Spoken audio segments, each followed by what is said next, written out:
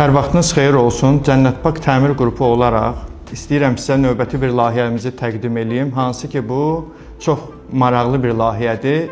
Çünki bu evin sahibi iş adamıdır. İş görmə qabiliyyəti də olsun evdə deyə, belə deyə, otaq olsun deyə. Bunu sizə təqdim edirəm. Hansı ki, bu gördüyünüz eksteryer formasıdır. Gördüyünüz kimi tünd rənglərdən istifadə olunub. Bu daha belə ciddi formada görsənir. İndi mən sizə bunu animasiya formasında landşaftını göstərəcəm. Müştərinin istəyinə görə deməli bu həyətdə nələr olmalıdır?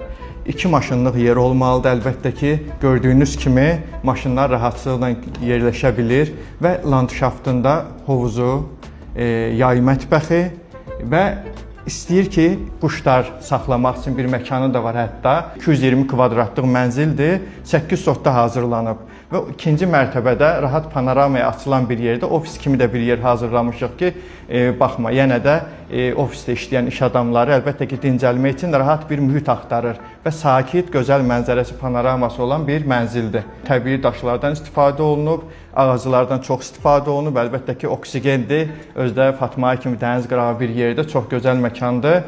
Cənnət Park Təmir Qrupu olaraq innovativ işlərimizdə əlbəttə ki, həmişə öndəyik.